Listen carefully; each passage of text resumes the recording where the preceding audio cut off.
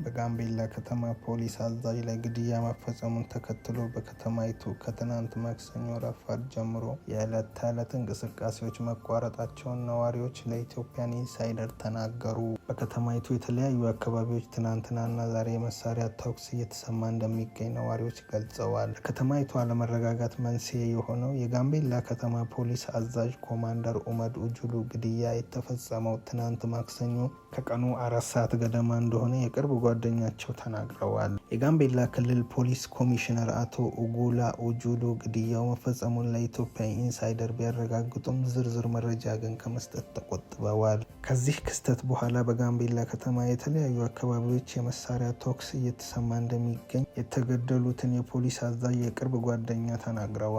ግለሰቡ ተኩስ ከሚሰማበት አካባቢ ስላለው ሁኔታና ምን አይነት ጉዳት እንደደረሰ ማወቅ እንዳልቻሉ ቢገልጹም ዛሬ ቀትር ላይ ወደ ከተማው የመጀመሪያ ደረጃ ሆስፒታል በሄዱበት ወቅት የሞቱና የተጎዱ ሰዎች እንደተመለከቱ የአይን እማኝነታቸውን ሰጥተዋል።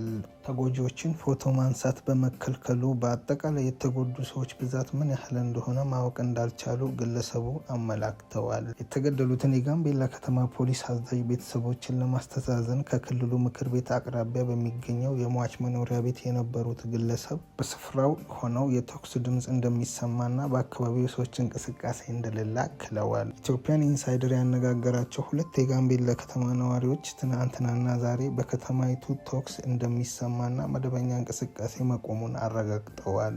በትናንትናው ዕለት የነበረው ተኩስ የቆመው ማታ 3 ሰዓት ገደማ ከዘነበው ዝናብ በኋላ እንደነበር አንድ የከተማይቱ ነዋሪ ተናግረዋል። ሆኖም ዛሬ ጠዋት ለ3 ሩብ ጉዳይ አካባቢ በድጋሚ ተኩስ መጀመሩንና ከሰዓቱንም መቀጠሉን ነዋሪዋ ገልጸዋል።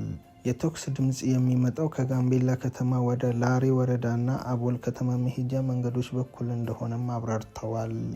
በከተማይቱ የሚሰማው ተኩስ ዛሬ ጠዋት ሲያገረሽ ከቤታቸው ወጥተው መንገድ ላይ እንደነበሩ የገለጹት አንድ ነዋሪ የከተማው ነዋሪዎች በመንገድ ላይ ሲሯሯጡ ተመልክቻለሁ ብለዋል። በተኩስ ምክንያት የሞቱ ሰዎች እንዳሉ ዛሬ ከሰዓት መስማታቸውንም አክለዋል። ያለንበት ሁኔታ ነፍስ ውጪ ነፍስ ግቢ ነው እና ትናንትና በስንት መከራ ነው ልጆቻችንን ይዘን ወደ ቤት የገባ ነው ሲሉ እኚህ ነዋሪው የከተማውን ድባብ ገልጸዋል። በከተማው ዛሬም ትምህርት ቤት ለመሄድ የሚያስችል ሁኔታ አለመኖሩን እርሳቸውን በስራ ገበታቸው ላይ አለመገኘታቸውን አክለው ገልጸዋል። በሌላ ዜና ደግሞ ኤርትራ የተገነጠለችው ኢትዮጵያ የባህር በር እንድታጣ ታስቦ ነው። ኢትዮጵያ የባህር በር ስታገኝ ኤርትራ የሆነችበት ምክንያት ይፈርሳል።